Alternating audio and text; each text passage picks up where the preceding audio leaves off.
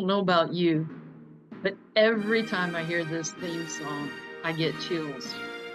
And it's that time of the year, or I should say, that time every 4 years. And I'm so excited that the Olympics are going on right now. I'm a nerd, geek, whatever you want to call it. I get out my notebook and I just fill it up with the stories I hear about these athletes rising above adversity. Or what are the techniques that they're using?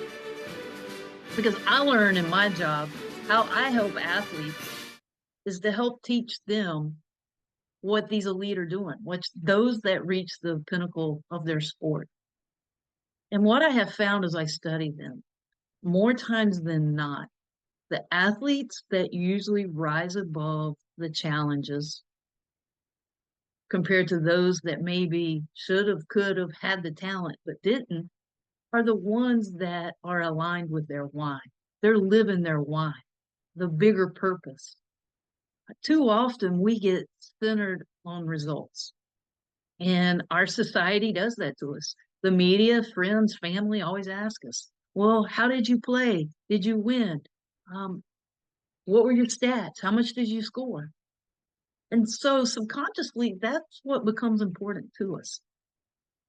But these elite athletes that sustain success, or the athlete at your level that sustains success, most likely is aligned with their why. They look at the bigger picture and they use that to motivate themselves. They use that to overcome the short term results they get, a bad result. Instead of, oh gosh, what's happened to me? They see it as just, they put it in perspective. They're able to put things in perspective. And so I'm watching some of these athletes, and some of them that we're going to see. Carlos Alcaraz, tennis player, just won Wimbledon. And I found it fascinating. Yes, he wanted to win Wimbledon. He wants to win. But more importantly, he wants to compete. He finds the thrill in just competing. And he also wants to leave a legacy.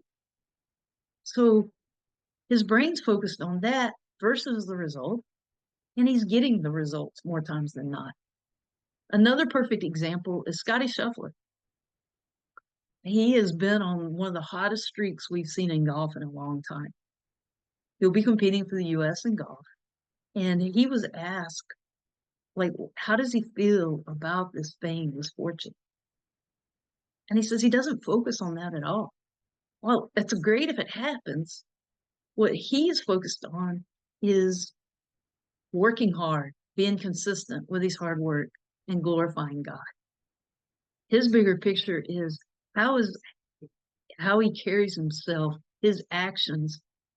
What is that saying to God? Is he making God happy?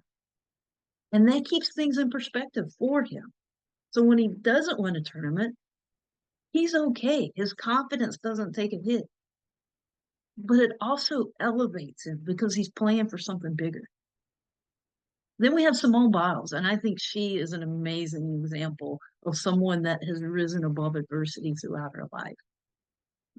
I would take time if I'm you to study the backdrop of her childhood. She's constantly faced challenges. And then here she was at the top of gymnastics, only to withdraw from the last Olympics due to mental health. But she doesn't quit. She's been on fire lately, and she's coming back probably stronger and better than ever. And I've heard her speak, and she was saying that one thing that really helped her was she changed her focus. She started putting her focus on why she likes gymnastics. And part of her why is she loves the community, the sense of community of being around other gymnasts. And she wants to be a role model. So those aspects of gymnastics drive her and help her focus on what is important. And ultimately, it helps her get results. And I think about that when I was an athlete. And when I focused on just having fun and being part of a team, I played so much better. When I worried about how many points I scored, I usually got a little tight. So parents, coaches, how does this help you? I firmly believe the more you know why your child, why your athlete plays, then it empowers you to help motivate them. It empowers you to help them when they're at a low. And too often when I'm working with athletes, I hear them say, "This is why I play," and it's a reason because the parent wants it to, or it's what they think the coach wants to hear. If you really want to know your athlete, you need to know their why, not forcing your why on them. So how do you do this? Several ways that you can. Um, in the Confident Athlete program that Jeff Hagee and Jeff's another one of our co-hosts with the summit. Um, in this program, we have an exercise called the 7-step exercise. And it takes you through 7 steps to help you know your ultimate why. If you would like that exercise, please reach out and we'll send it to you. Another way is have your child brainstorm all of the reasons they like to play their sport. Like, why? Why did they first start playing? Why do they want to play? And the more reasons they come, it tends to more times than not help them understand what drives them, what motivates them. That's their why. And again, yes, we want results, but it's amazing. The more you focus on your why, the greater chance of results. The more you focus on your results, the less, and not live your why, but less chance you get the results. And as I talk about my why, I think about how important it is even for me today in my job. You know, there are days I don't feel like doing my job. I'm not motivated, but I remember my why, and that helps put things into motion. That helps put things in perspective.